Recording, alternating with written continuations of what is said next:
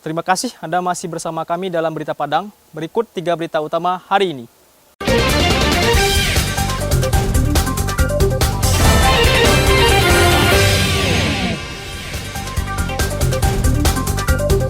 Asyik menyabu di kamar hotel, seorang pengedar digerebek polisi. Polisi tangkap seorang perempuan pengedar sabu-sabu dan seorang kurirnya. Mantan pelaksana tugas Kabak Umum Pemerintah Kabupaten Darmasraya dijebloskan ke penjara.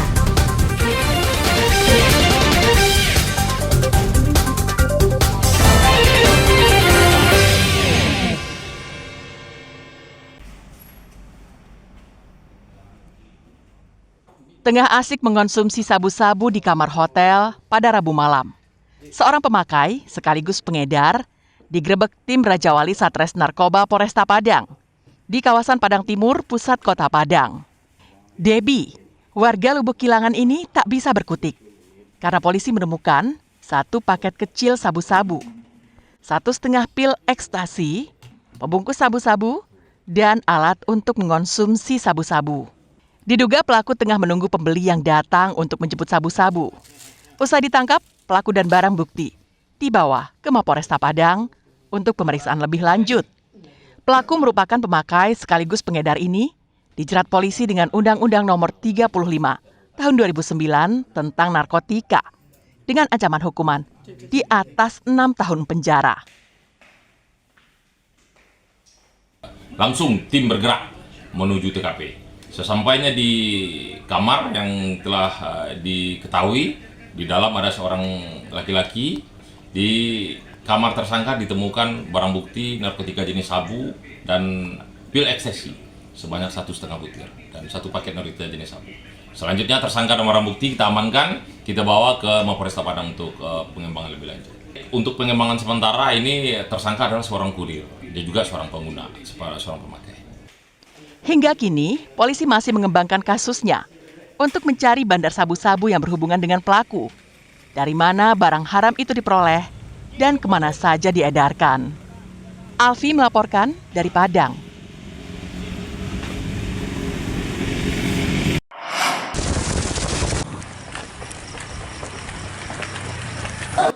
Mendapatkan informasi masyarakat tentang adanya peredaran sabu-sabu, tim Lupak Satres Narkoba Polres Darmasraya bergerak menuju rumah kontrakan pelaku di Nagari Sungai Gambut, Darmasraya.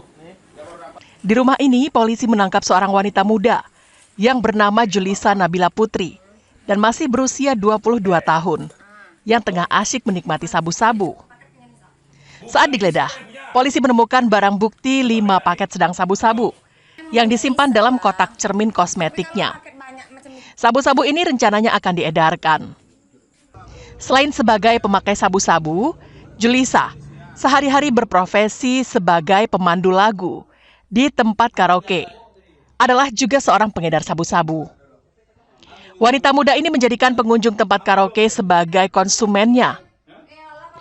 Dalam pengakuannya, sebagian barang haram itu telah diberikan kepada seorang pria yang berperan sebagai kurir untuk mengantar sabu-sabu pesanan pelanggan. Kurir itu kemudian ditangkap polisi di salah satu penginapan yang berada di Darmasraya.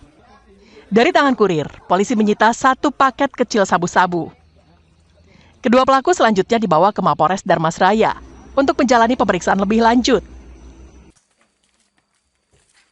Telah kembali berhasil melakukan penangkapan terhadap orang yang diduga melakukan pengedaran dan penyalahgunaan narkotika jenis sabu-sabu yang beralamat di Jorong, Muromaung, Kenagiran Sungai Gambut, Kecamatan Pulau Punjung.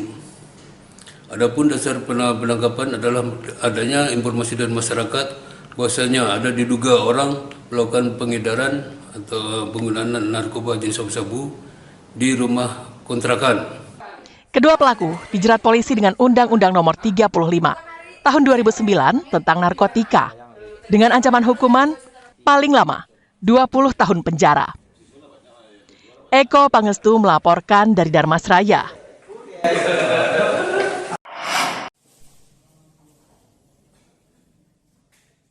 Seorang mantan pelaksana tugas Kepala Bagian Umum Sekretariat Daerah Kabupaten Darmasraya dijebloskan ke rutan Anak Aye oleh Jaksa Penuntut Umum Kejari Darmasraya setelah menerima pelimpahan berkas dari penyidik Pitsus Kejati Sumbar pada Rabu sore. Sebelumnya, Ade Chandra ditetapkan sebagai tersangka setelah diduga melakukan tindak pidana korupsi keuangan negara sebanyak lebih dari 3 miliar rupiah dan dijerat dengan Undang-Undang Tindak Pidana Korupsi. Ade Chandra yang ditunjuk sebagai PLT Kepala Bagian Umum telah membobol rekening dana operasional Sekretariat Pemkab Darmasraya sebesar lebih dari 3 miliar rupiah pada tahun 2023 lalu. Hal itu bisa dilakukan tersangka karena memiliki akses untuk membuka rekening melalui username dan password.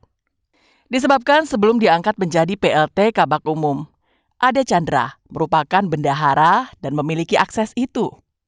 Uang yang dikorupsi dipindahkan ke rekening pribadi, membayar utang pribadi, dan untuk dipakai bermain judi daring.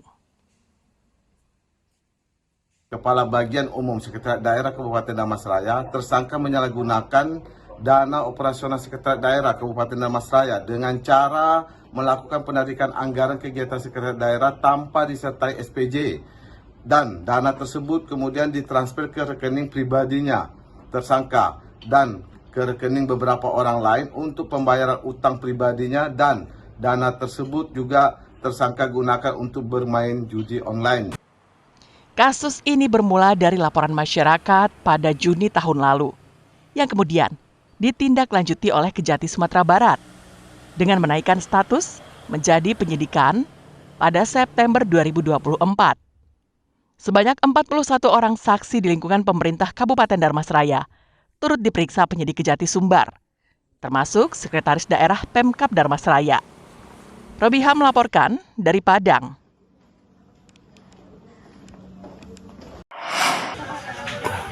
SD mana kok? SD 5. Sejumlah ruangan di Sekolah Dasar Negeri 54 Payakumbuh di Kelurahan Padang Tinggi Piliang, Kecamatan Payakumbuh Barat, ludes dilalap si jago merah pada Rabu malam. Kobaran api membakar bangunan sekolah itu. Banyaknya barang yang mudah terbakar menyebabkan api dengan cepat menjalar dan membesar. Dalam waktu singkat, api langsung menjalar ke beberapa ruangan guru dan ruang kelas lainnya. Petugas pemadam kebakaran dari Payakumbuh dan 50 kota yang datang ke lokasi langsung melakukan upaya pemadaman dan menjinakkan api agar tidak membakar bangunan atau rumah di sekitar. Api berhasil dipadamkan setelah petugas bekerja selama 1 jam. Upaya pemadaman api juga dibantu oleh masyarakat sekitar. Laporan masuk dari masyarakat jam 7:05 Pak. Yang terbakar SD 54 Piliang, Kota Payakumbuh. Untuk sampai saat ini belum ada laporan Pak. Masih aman terkendali. Beruntung tidak ada korban jiwa dalam peristiwa itu. Hingga saat ini belum diketahui penyebab pasti kebakaran yang menghanguskan sekolah dasar karena masih dalam penyelidikan polisi. Ihlasul Ihsan melaporkan dari Payakumbuh.